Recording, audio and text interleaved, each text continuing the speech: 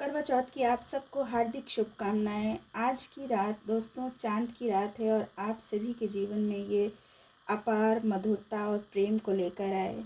ये दिल खुशियों का आशियाना है, इसे दिल में बसाए रखना। पत्नी रखती है व्रत आपके लिए भी, आप भी इन्हें ज़िंदगी भर हंसाए रखना। दोस्तों करवा चौथ का व्रत शादी के इस रिश्ते को और मजबूत बना देता है, आपसी प्यार विश्वास को और गहरा कर देता है। इसी के साथ दोस्तों अब मैं वीडियो की शुरुआत करती हूँ। दोस्तों जय माता की, राधे राधे, हर हर महादेव। दोस्तों स्वागत है आपका आपके अपने यूट्यूब चैनल ओम शिव दर्शन में।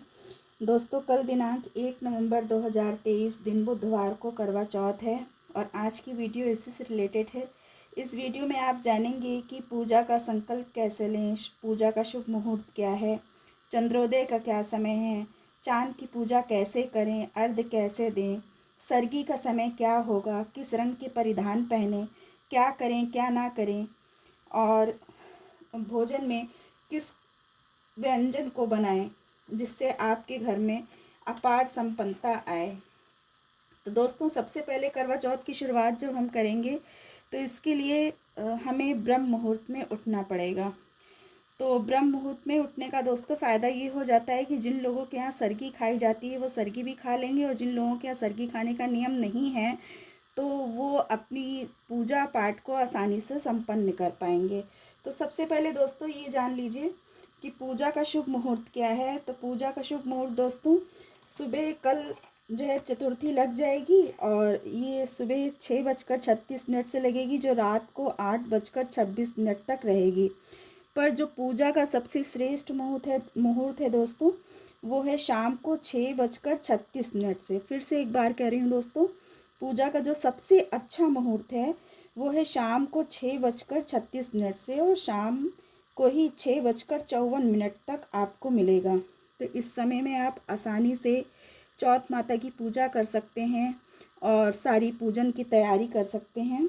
फिर इसके बाद दोस्तों चंद्रोदय का जो समय है वो 8:05 पर है और कहीं कहीं पर 8:23 पे भी है। तो ये डिपेंड करता है कि अपने यूपी में हमें किस समय चांद दिखाई पड़ेगा। पर दोस्तों निराश ना होइएगा, आप सभी लोगों को जो है चांद के बहुत जल्दी दर्शन हो जाएंगे और मैं भी माता रानी से प्रार्थना करूंगी कि आप सभी लोगों की पूजा माता रानी स्वीकार करें और बहुत जल्दी आप लोगों को चांद के दर्शन हो जाएं। और दोस्तों अब मैं बताती हूँ कि करवा चौथ में चांद की पूजा कैसे करेंगे। कई माताएं बहनें पूछती हैं कि चांद को किस प्रकार से अर्घ दें, कैसे चांद की पूजा करें। तो सबसे पहले हमारी माताएं बहनें अपना पूरा 16 श्रृंगार करके तैयार हो जाएं। फिर इसके बाद भगवान गणेश जी की, भगवान शिव की, माता पार्वती सहित उनकी पूजा कर लें। और पूजा करने के बाद चांद जब निकल आए तो फिर चंद्रोदय हो जाने के बाद ही चंद्रमा को अर्घ्य देना है। और जो अर्घ्य देना है दोस्तों इसमें जल में आपको कच्चा दूध, शक्कर और कुछ अक्षत ज़रूर उसमें मिक्स कर लीजिएगा। इसके बाद आप चंद्रमा देखकर ही ये अर्घ्य दें। इसके बाद छलनी से पहले अपने पति का दर्शन कर लें। फिर उसके बाद अपने पति देवता को जल अर्पित करें, जल पिलाएं और फिर उन्हीं के हाथों से आप स्वयं भी जल लें।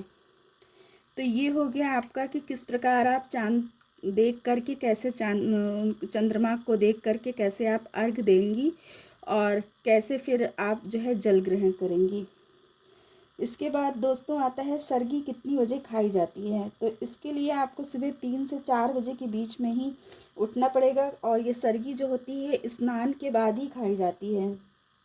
सरगी खाने का यही नियम होता है कि पहले आप स्नान कर लें और फिर उसके बाद आप सरगी खाएं। और सरगी खाने का जो समय नियम है दोस्तों वो सूर्योदय से पहले ही इसे खा लेना चाहिए। सूर्योदय के बाद सरगी नहीं खाई जाती है, इस बात का भी आप विशेष ध्यान रखें। अच्छा, ये सरगी में आप नमकीन और मीठे दोनों प्रकार के भोजन शामिल कर सकते हैं, जूस शामिल कर सकते हैं, फल इसमें शामिल कर सकते हैं, मेवे शामिल कर सकते हैं। जो व्यवस्था आपके यहाँ जैसी बन जाए उसमें आप सरगी आसानी से ले सकते हैं।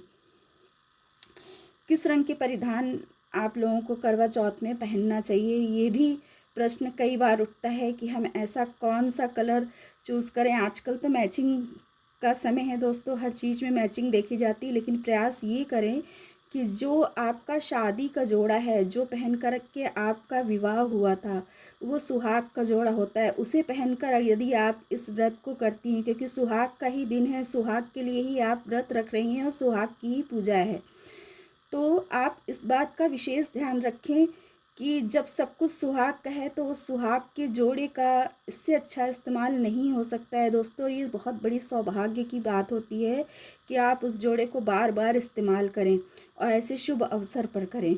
तो जितना प्रयास हो सके दोस्तों यही आप लोग करें कि जो ये आपके शादी के समय जो आपको लहंगा आया है, साड़ी आई है, उसी को पहन करके आप इस पूजा को संपन्न करें। ऐसा करने से चौथ माता बहुत प्रसन्न होती हैं। ये एक तरह से अपने सुहाग को आदर देने के समान है, सुहाग जोड़े को आदर देने के समान है।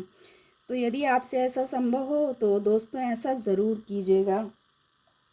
किस रंग के परिधान होने चाहिए? यदि आप कुछ नया जोड़ा पहन रही हैं, नई साड़ी पहन रही हैं, नया लहंगा पहन रही हैं, तो आपके परिधानों में दोस्तों काले और नीले रंग का प्रयोग नहीं होना चाहिए। जितना हो सके आप चटक गुलाबी, चटक लाल, पीले, हरे ऐसे वस्त्रों का चयन करें। सफ़ेद रंग के वस्त्र भी नहीं होने चाहिए।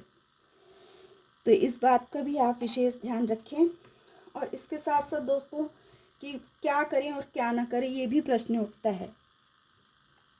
तो सबसे पहले दोस्तों बड़ों का मान सम्मान जरूर करें। आज के दिन जो करवा चौथ का त्यौहार है तो ये अखंड सौभाग्य की प्राप्ति के लिए किया जाता है और अखंड सौभाग्य का आशीर्वाद हमें बड़े बुजुर्गों से ही प्राप्त होता है। जो आपके मान हैं, जो आपके बड़े बुजुर्ग हैं, उनके चरण स्पर्श करके उनसे अखंड सौभाग्य का आशीर्वाद आज के दिन आप ज़रूर लें।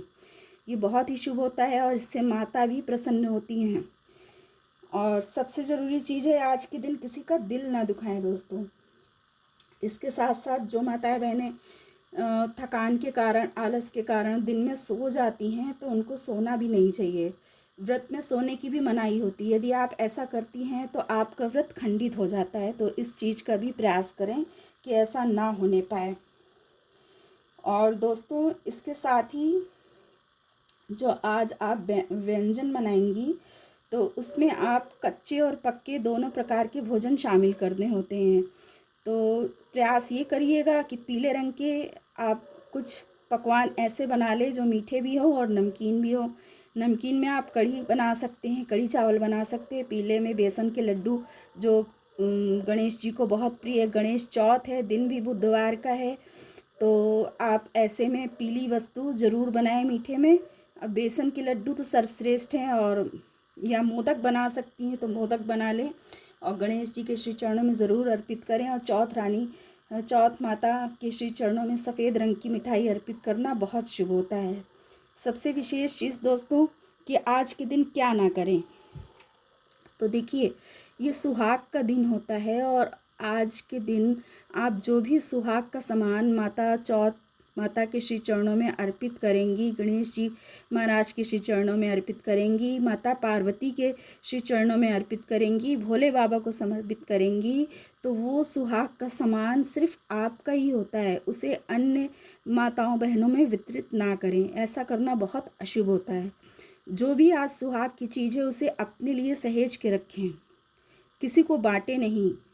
ये आपका अपना अधिकार है, आपकी अपनी धरोहर है, ये आपका अपना स्वयं का आशीर्वाद है, इसलिए इसे आप किसी और को बांटे नहीं। ऐसा करने से आपका सुहाग बंटने की संभावना बढ़ जाती है। तो ऐसा तो कोई चाहेगा ही नहीं, और वो भी आज के दिन कि उसके सुहाग को कोई बांटे। तो अपने जितना भी श्रृंगार का सामान है इसको सहेज कर रखें और स्वयं ही इस्तेमाल करें। और आज के दिन श्रृंगार का भी विशेष महत्व है। तो श्रृंगार में कुछ चीज़ें अति महत्वपूर्ण हैं। आप कर सकती हैं तो 16 श्रृंगार करें, लेकिन अगर नहीं कर पा रही हैं तो जो मेन सुहाग के चिन्ह हैं उनको ज़रूर धारण करें। जैसे मंगलसूत्र है, आलता है, महावर है, सिंदूर है, बिंदी है, चूड़ियाँ हैं, ये सब चीज़ें आप ज़रूर धारण करें। बाकी आपकी मर्ज़ी, आप क्या कर सकती हैं क्या नहीं कर सकती हैं, और जितना आपका समर्थ हो, जितनी शक्ति हो, उसी अनुसार कार्य करें। इसके बाद जब आप ये चंद्रमा को अर्घ दे लेंगी और जब वापस आप आती हैं घर तो आकर के बड़े बुजुर्गों का आशीर्वाद लें। चौथ रानी के भी चरण स्पर्श करें, उनसे भी आशीर्वाद लें। पति पत्नी दोनों लोग माता जी के श्री चरणों में झुककर माँ का आशीर्वाद लें और इसके बाद आप पानी ग्रहण करके, पानी पी करके व्रत का पारण कर सकती हैं।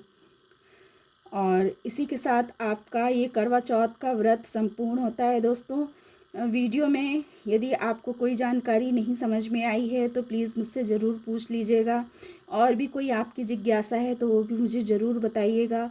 चैनल पर पहली बार विज़िट कर रहे हैं दोस्तों तो चैनल को सब्सक्राइब ज़रूर कर लीजिएगा, और जो मेरे पुराने व्यूवर्स हैं जो मुझे देख रहे हैं, मुझे वॉच कर रहे हैं, उन सबको तहे दिल से बहुत बहुत धन्यवाद।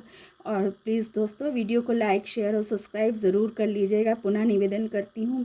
और माता रानी से मैं बार बार यही प्रार्थना करती हूँ कि जितने भी लोग इस वीडियो को देख रहे हैं, सुन रहे हैं, माता रानी उन सब को अखंड सौभाग्य का, मेरी सभी माताओं बहनों को अखंड सौभाग्य का आशीर्वाद दे।